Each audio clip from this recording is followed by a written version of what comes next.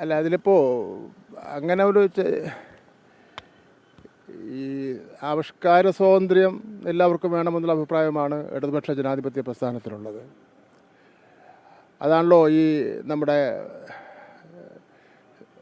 Cinema ഫെസ്റ്റിവലിൽ കേന്ദ്രം നിരോധിക്കപ്പെട്ട സിനിമകൾ പ്രദർശിപ്പിക്കുന്നതിന് വേണ്ടി കേരള ഗവൺമെൻറ് തീരുമാനിച്ചത്. ഞങ്ങളുടെ നയം അതുതന്നെയാണ്, നിലപാട് അതുതന്നെയാണ്. ഇപ്പോൾ മിമിക്രി ഉണ്ട് നമ്മുടെ നാട്ടിൽ, വളരെ പ്രശസ്തമാണ്.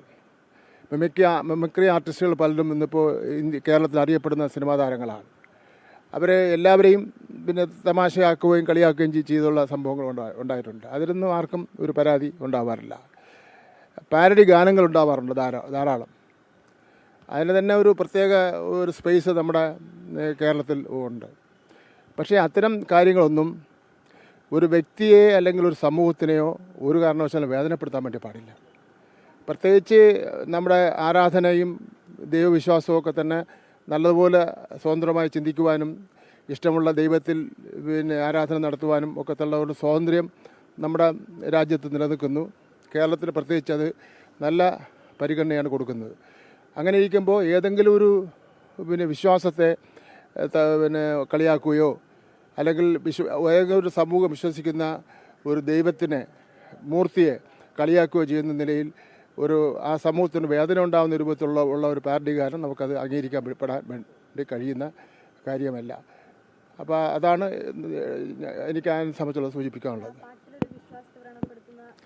അതാണ് ഞങ്ങളുടെ വിശ്വാസത്തെ വ്രണപ്പെടുത്തുകയോ വ്യക്തികളെ വ്യക്തിഹത്യ ചെയ്യുകയൊക്കെ ചെയ്യുന്ന പാട്ട് ഒഴിവാക്കുന്നതായിരിക്കും ഒരു മതസൗഹാർദ്ദത്തിനും സാഹോദര്യത്തിനും ഉതകുന്നത്. അതിന് ഘടകവിരുദ്ധമായി ഉണ്ടായാൽ അത് ഒഴിവാക്കപ്പെടേണ്ടതാണ്.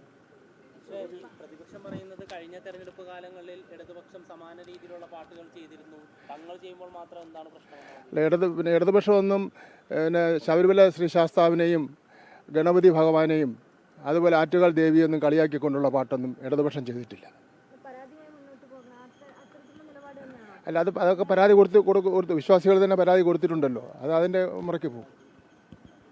ലോകത്തെവിടെയായാലും ഏത് സമയത്തും 24 വാർത്തകളും ഓഗ്മെന്റഡ് റിയാലിറ്റി പാക്കേജുകളും എക്സ്പ്ലെയിനറുകളും വിശദമായി കാണാൻ ഞങ്ങളുടെ യൂട്യൂബ് ചാനൽ നിങ്ങൾക്ക് സബ്സ്ക്രൈബ് ചെയ്യാം.